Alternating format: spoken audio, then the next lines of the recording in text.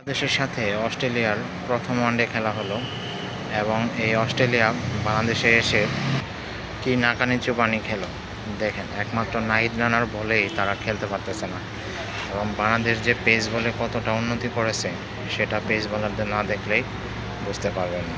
এবং এই বাংলাদেশ দল আসলে পেস বোলিংয়ে ডিপার্টমেন্টে অনেক উন্নতি করেছে এবং পেস বোলারদের দেখলেই সেটা বোঝা যাচ্ছে।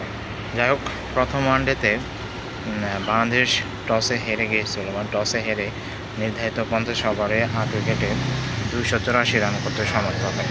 অস্ট্রেলিয়ার অনেক প্লেয়ার অবশ্য বাংলাদেশকে পাত্তাই দেয়নি, তারা বিবেচনা নিতে পারতেছিল না যে বাংলাদেশ এত ভালো খেলতে পারে। কিন্তু বাংলাদেশ আসলে যে এখন আগের মতো দল নেই সেটা বাংলাদেশ আবার প্রমাণ করে দিল। দেখেন, অস্ট্রেলিয়া টসে জিতে ফিল্ডিং নিয়েছিল, বলছিল তারা উইকেট চেনে না, উইকেট দেখে হয়তো কেমন আচরণ করে এটা নিয়ে তারা সন্দিহান ছিল এবং এই জন্য বাংলাদেশকে প্রথমে ব্যাটিংয়ে পাঠিয়ে তারা হয়তো চেয়েছিল কম রানের মধ্যে আটকে দিয়ে তারা প্রথম চেস করে জিতে যাবে। কিন্তু মোসাদ্দেক হোসেন সৈকত তিনি যেভাবে কামব্যাক করলেন, যেভাবে দলের প্রয়োজনে খেললেন, সেটা আসলে অবিশ্বাস্য। তিনি 4 বছর পর ওয়ানডেতে জাতীয় দলের সুযোগ পেয়েছে এবং সুযোগ পেয়েই তার সুযোগের সদ্ব্যবহার কীভাবে করতে হয় তিনি হাতে কলমে দেখিয়ে দিলেন।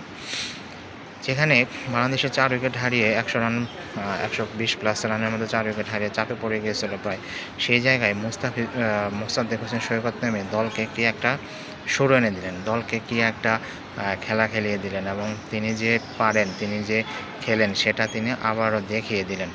কারণ এই 6 নম্বরে কিন্তু বাংলাদেশের ব্যাটসম্যানের অভাব ছিল এবং এই 6 নম্বরের ব্যাটসম্যান কে খেলবে কে খেলবে না এটা নিয়ে অনেকেই সন্দিহান ছিল এবং কোনো ব্যাটসম্যানই ফিক্সড হতে পারতেছিল না। আমার মনে হয় মোসাদ্দেক হোসেন সৈকতকে পেয়ে বাংলাদেশ অনেক ভালোই হলো এবং কারণ সামনের বছর যেহেতু বিশ্বকাপ আছে আর বিশ্বকাপের আগে যে কয়েকটা ওডিআই খেলা আছে সবগুলো খেলায় মোসাদ্দেক হোসেন সৈকতকে 6 নম্বরে খেলানো উচিত এবং তাকে পাকাপোক্তভাবে এই 6 নম্বরে ফিক্সড করে রাখা উচিত। কারণ মোসাদ্দেক হোসেন সৈকত 70 বল খেলে 86 রান করেছে 122+ স্ট্রাইক রেটে, সেটা একটা দেখার মতো বিষয়। সেখানে তিনটা ওভার বাউন্ডারি মেরেছে, সেটাও দেখার বিষয়। এবং অস্ট্রেলিয়ার বোলারদের উপর যেভাবে চড়া হয়েছেন এক কথায় অবিশ্বাস্য এবং বাংলাদেশ দলের জন্য তিনি অনেক গুরুত্বপূর্ণ রান করেছেন। এবং দেখেন অস্ট্রেলিয়ার এখন 8 উইকেট চলে গিয়েছে এই ভিডিওটি করার সময়। এই 8 উইকেটে হয়তো আর কিছুক্ষণের মধ্যে অল আউট হয়ে যাবে এবং বাংলাদেশও প্রথম ওয়ানডে জিতে 1-0 ব্যবধানে সিরিজে এগিয়ে যাবে।